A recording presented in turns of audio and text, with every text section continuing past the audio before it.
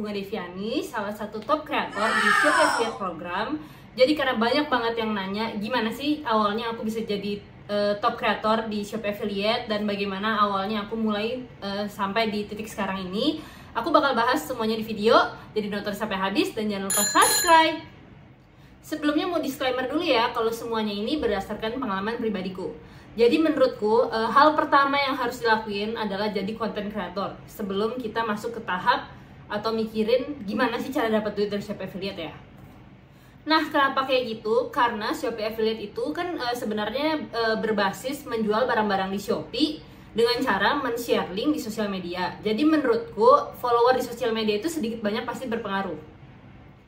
Terus apakah follower sedikit kita nggak bisa join SAP? Tenang, bisa banget. Karena menurut aku tuh walaupun followers kita sedikit, kayak misalkan nggak nyampe 1000, itu tuh masih berpeluang besar kalau kalian main di Reels. Jadi menurut aku tuh kalau misalkan kalian mau awal-awal terjun ke SAP, harus banget main di Reels. Karena itu tuh menjangkau orang-orang di luar follower kita. Jadi dari Reels tuh kita bisa naikin follower, dan kita bisa berpeluang untuk menjual barang Shopee dengan cara share link itu ke market yang lebih luas. Nah, sebenarnya aku tuh udah join Shopee Affiliate dari September 2021 tapi di TikTok. Nah, aku baru terjun ke Instagram Reels itu di Desember 2021. Dan follower aku saat itu cuma 4000. Dan bener-bener menurut aku tuh ya, yang saat pertama kali aku terjun di Reels kayak dapetin 500 view itu susah banget. Tapi kayak aku tetap post terus aja pokoknya ya. Jadi kayak menurut aku balik lagi kuncinya adalah konsisten. Terus dan nggak nyangka 1 tahun kemudian bulan Desember 2023 aku tuh udah sampai ke 100.000 plus follower. Jadi kayak dalam setahun aku naiknya 100.000 lebih followernya. Itu semua dari Reels. Nah, gimana caranya sih nentuin niche atau topik? Yang pertama, kalian harus cari tahu dulu apa hobi kalian, apa yang kalian suka, atau apa sesuatu yang mau kalian kerjain tanpa harus dibayar.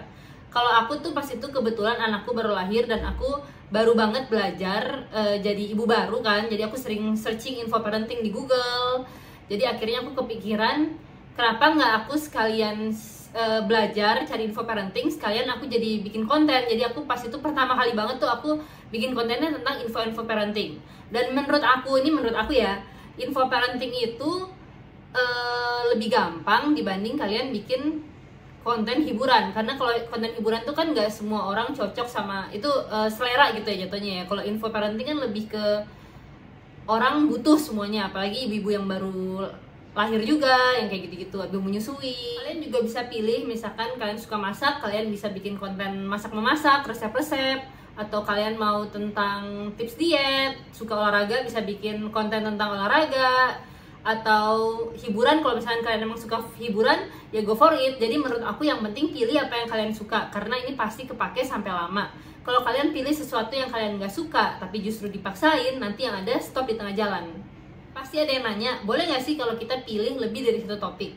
Kalau menurut aku, di awal baiknya satu topik aja. Jadi orang bisa lebih inget sama akun kita, dan kita bisa lebih mendominasi market.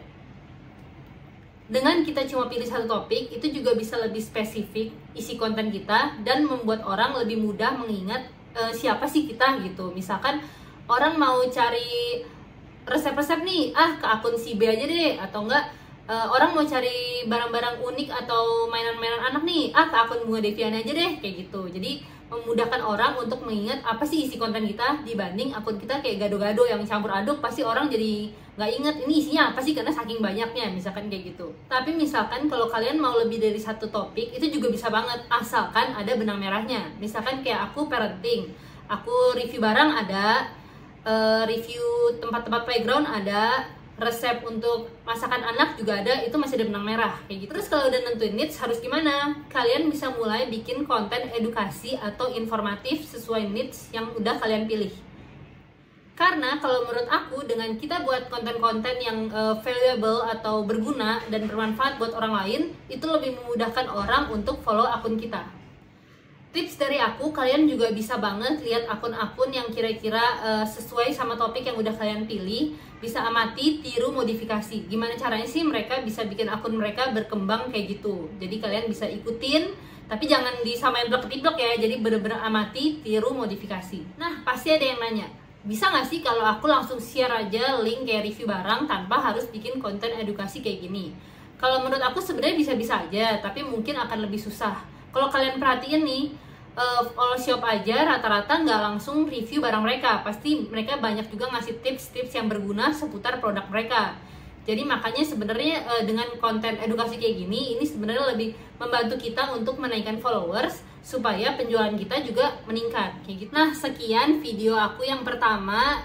Maaf kalau banyak salah kata karena ini bener-bener video pertama kali aku bikin ngomong depan kamera, dan aku tuh jujur nggak lancar ngomong depan kamera. Kalau misalkan ada yang mau ditanya atau konten topik selanjutnya di YouTube aku, kalian bisa komen di bawah ya.